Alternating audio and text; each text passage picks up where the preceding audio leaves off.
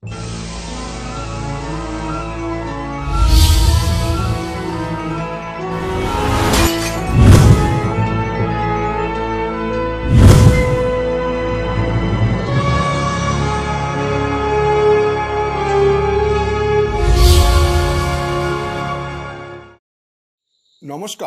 আপনারা দেখছেন কড়া খবর। এখন কড়া খবরে দেখুন, ওয়ার্ডের অবৈধ নির্মাণ, সংস্কারের নামে বাড়িগুলির ভিতরে নির্মাণ কাজ, এলাকার জঞ্জাল অপসারণ, অবৈধ পার্কিং সহ বেশ কিছু দাবির পরিপ্রেক্ষিতে প্রশাসনের কাছে সুবিচার চেয়ে 23 নম্বর ওয়ার্ডের বর্ষিয়ান তৃণমূল কংগ্রেস নেতা সাঁওরমল আগরওয়ালের আমরণ অনশন কর্মসূচি।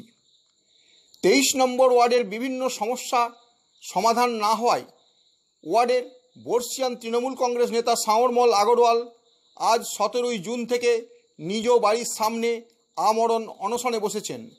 তার বক্তব্য, যতক্ষণ না পর্যন্ত এই অবৈধ নির্মাণ, অবৈধ সংস্কার সহ এলাকার পরিষ্কার পরিচ্ছন্নতা ঠিক রাখতে জঞ্জাল সাফাইয়ের ব্যাপারে প্রশাসন হস্তক্ষেপ না করে ততক্ষণ তিনি অনশনে অটল থাকবেন।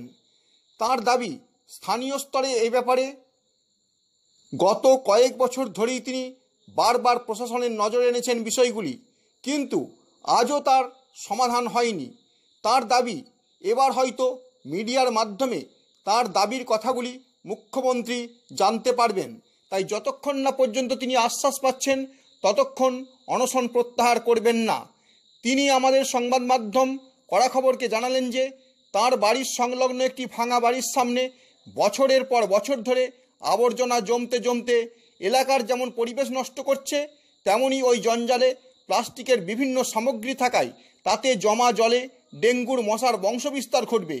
এমনিতেই বর্ষাকাল এসে গেছে, তাই অবিলম্বে এ ব্যাপারে স্থানীয় স্তরে পদক্ষেপ নিয়ে জঞ্জাল অপসারণ করতে হবে এবং ওই ভাঙা বাড়িটি ভেঙে ফেলতে হবে। তিনি আশাবাদী যে যেহেতু জীবনের শেষ প্রান্তে এসেও তিনি একজন তৃণমূল কংগ্রেস নেতৃত্ব হিসেবে এলাকায় এখনও কাজ করে চলেছেন, তাই এবার হয়তো এলাকার সমস্যাগুলির সমাধান হবে। আজ প্রথম দিনই চিকিৎসক এসে অভুক্ত সাঁওরমল বাবুর শারীরিক পরীক্ষা করে যান। ওয়ার্ডের সমস্ত তৃণমূল কংগ্রেস কর্মীরা সবসময়ই তার পাশে আছেন। যেহেতু বয়স একটা বড় ব্যাপার, তাই তৃণমূল কংগ্রেস কর্মীরা তার সঙ্গেই রয়েছেন। এখন কড়া খবরে শুনুন ঠিক কী কারণে তার এই অনশন কর্মসূচি, এই ব্যাপারে কি বললেন তিনি। অবৈধ নির্মাণের বিরুদ্ধে আমি চাইছি এই আমাদের দাবি একটাই, এখানে যেভাবে সাধারণ মানুষকে ভয় দেখিয়ে মাফিয়ারা আতঙ্ক সৃষ্টি করে গলিতে যেভাবে 2 তলার বাড়ি 5 তলা 6 তলা করছে, ঠিক আছে, এটা এখানে স্থানীয় যারা আছে, যাদের উপর দায়িত্ব জনগণের অসুবিধার ব্যাপারে সরকারের কাছে কথা পৌঁছে দেওয়া, তারা নিজের কাজ কতখানি করতে পেরেছি বা করছে সেটা আমি জানি না, কিন্তু নিশ্চয়ই কোথাও একটা ভুল ভ্রান্তি আছে যে আমাদের সরকার পার্টির উপর পর্যন্ত এই অভিযোগগুলো পৌঁছাচ্ছে না। পৌঁছালে তাহলে আমাকে এই অবস্থায় এখানে আমরণ অনশন করতে বসতে হতো না, এটা তো ঠিক। দ্বিতীয় কথা, যে আপনি একটু আগে বললেন অবৈধ নির্মাণ, অবৈধ পার্কিং, ঠিক আছে, যখন অবৈধ নির্মাণের কথা হয় তখন অবৈধ পার্কিং সামনে চলে আসে। আজকেও এসছে।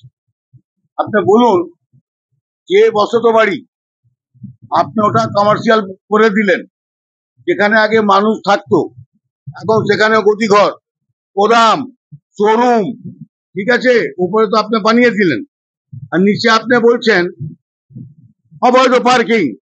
আমাকে আপনার একটা কথা বলুন তো, এতগুলো গাড়ি আপনি আনবার ব্যবস্থা করছেন, এই আমাদের ওয়ার্ডের কিংবা আমাদের অঞ্চলে আপনি উন্নতি ঘটাচ্ছেন, ঠিক আছে, বিজনেসটা বাড়িয়ে, অপরদিকে বলছেন রাস্তায় অবৈধ পার্কিং।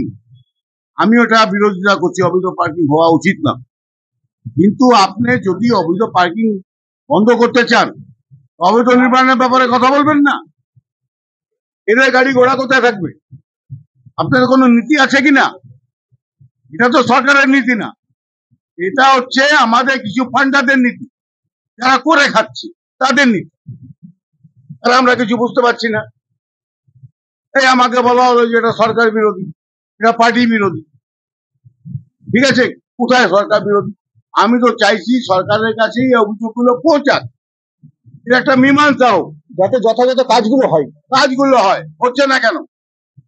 আমার এই বয়সটা বসতে হয়েছে, দাদা, আমি পার্টি ক্যান্ডিডেট ছিলাম। এই বয়সে আপনি অনশনে বসেছেন, আমরা দেখতে পাচ্ছি ঠিক সেখানে ৭৩ নম্বর যে বটতলা স্ট্রিট, যেখানে আপনার বাড়ি, আপনার বাড়ির পাশেই একটি জঞ্জালের স্তূপে পরিণত হয়েছে একটি ভাঙা বাড়ি।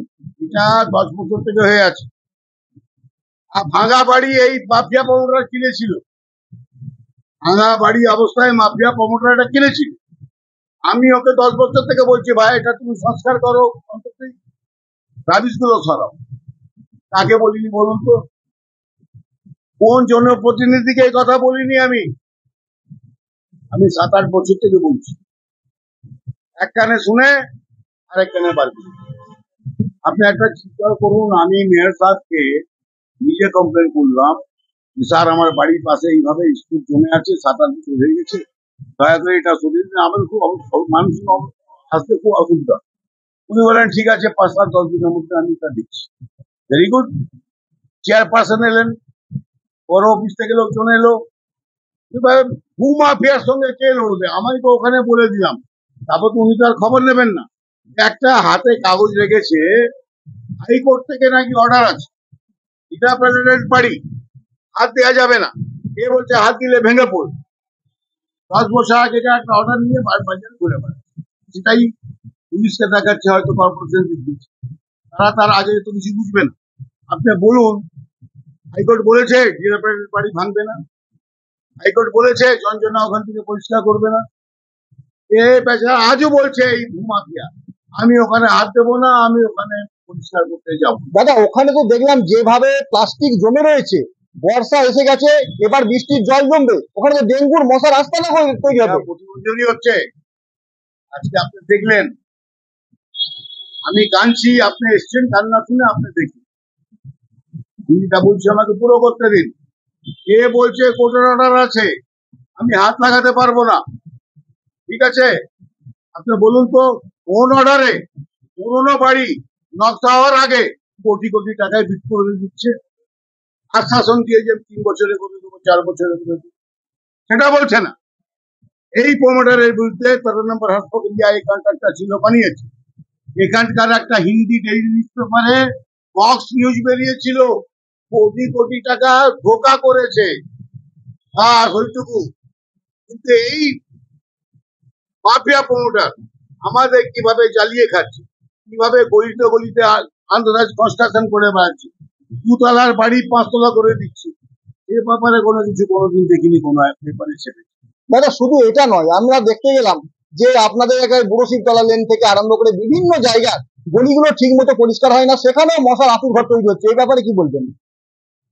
বলবো সরকার জানুক, আপনারাও সরকারের কাছে এই জিনিসগুলো পৌঁছান। এটাই আমি জানি, নিচে থেকে যদি কেউ চাইবে যে উপরে পৌঁছাবো, যাবে না। সব জায়গায় এদের সেট করা আছে, এটা বলে আমরা নিচে से ऊपर সেটিং कौन क्या करेगा।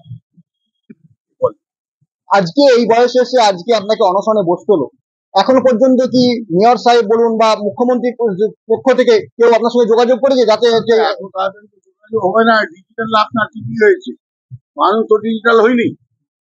ঠিক আছে, এখন আপনারা খবর টবর যাবে, আপনারা পৌঁছাবেন, যদি ওদের মনে হয় নিশ্চয়ই যোগাযোগ করবে। আমার তো কিছু নেওয়া পাওয়া নেই। এই যে সমস্যাগুলো আছে, মানুষের যেভাবে শোষিত মানুষ এখানকার গলা দাবিয়ে শোষণ করছে, জানেন, মানুষ বলতে পারবে হয়। আপনার তো বাড়ির কিছু দূরেই আছে এখানকার বিধায়ক থাকেন, বিধায়ক যোগাযোগ করেছেন এখন পর্যন্ত? এটা তো জিজ্ঞেস করার ব্যাপার না, উনি তো আমাকে টিকিট দিয়েছিলেন, আমি তো এখান থেকে ইলেকশন লড়েছি। ঠিক আছে, আমি তো একবার না কয়েকবার বলেছি, কিন্তু উনি বললেন যে এটা তো কর্পোরেশনের ব্যাপার, আমি দেখছি বলছি এইটুকু। তার আগে তো আমি কিছু বলতে পারবো না। এখন ওখানে উনি কতদূর কাকে বলেছেন, কতদূর উপরে কাকে বলেছেন, হয়তো ওনার কথা কেউ রাখছে না, উনি হয়তো আমার মতোই দুর্বল। আর এই কথাগুলো কি আপনি সুদীপদার কাছেও তুলেছেন? এই কথাগুলো কি আপনি সুদীপদার কাছেও তুলেছেন, এলাকার সাংসদের না, কাছে? সুদীপের কাছে যায়নি। দেখুন, সুদীপটা আমাদের লোকসভায় আমাদের পার্টির নেতা, উনি খুব বিজি মানুষ, উনি বয়স্ক। এই ব্যাপারে আমি ওরকম একজন বর্ষিয়ান নেতাকে, শ্রদ্ধেয় নেতাকে আমি ডিস্টার্ব করতে চাইনি, যাবো না। তার কারণ সুজিতদাকে বললেই হবে এতগুলো তার এই যে নিচে যারা আছে সুজিতদার পরে তারা কেন আছে বলুন।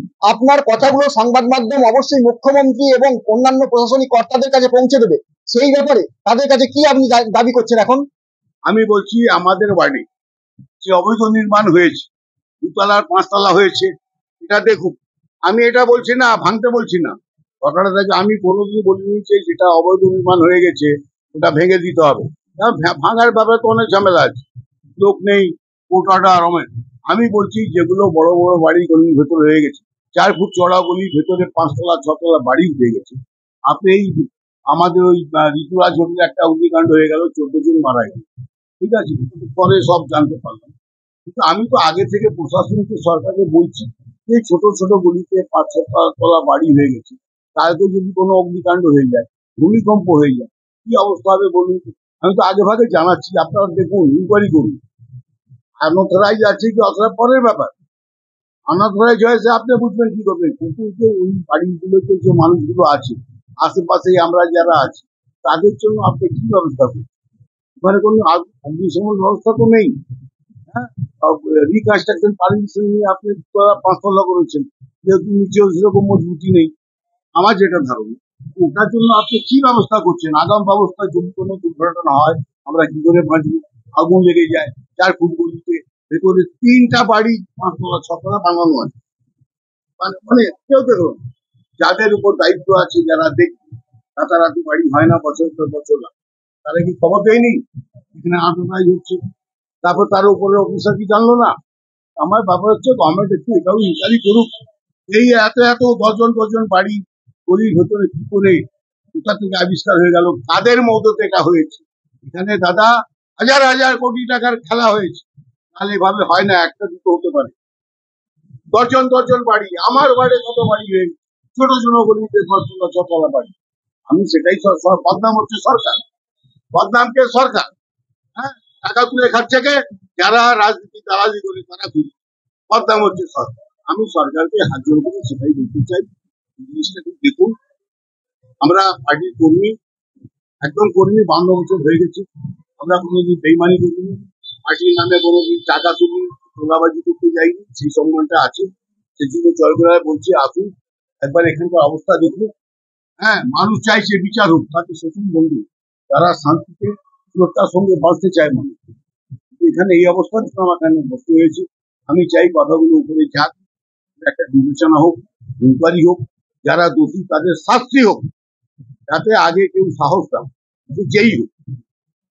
আমি কোনো রাজনীতির কথা বলছি না, মানুষের ব্যথার কথা বলেছি, মানুষের কান্না, এটা আমার কান্না মানুষ বলতে পারছে। যে নিচে গেলে বাদ মেয়াও, থানা হোক, কর্পোরেশন হোক, নিচে লেভেলের কথা বলছি, কেউ শুনতে চায়, আসে চলে যায়, আসে চলে যায়। যদি হতো তাহলে এই অবস্থা হতো। সরকার যত তাড়াতাড়ি হয় শুনলে ভালো, হয়তো আমার প্রাণ তো যাবেই, আমি তো সেটা ভেবেই বলছি, আমাদের মানে প্রাণ দেওয়া, প্রাণ যা কোনো অসুবিধা নেই, আমরা সারা জীবন মানুষের জন্য কাজ করেছি, আমার জন্য চাই যে সরকার অন্তত শুনুক, একটা মীমাংস হোক, দেখুক, বাড়ি হোক, যারা দোষ করেছে তারা সাজা পাক, আর ভবিষ্যতে যেন একটা না হয় সেটাই। আপনি কি আপনার খবর সরাসরি সম্প্রচার করতে চান অথবা আপনার এলাকার খবর দেখাতে চান? তাহলে যোগাযোগ করুন কৃষ্ণপ্রসাদ পাত্র, ফোন নম্বর 8622800252 অথবা 8282860856 এই নাম্বারে, অথবা অর্জুন সেন CPRO, ফোন নম্বর 9433138840 এই নাম্বারে।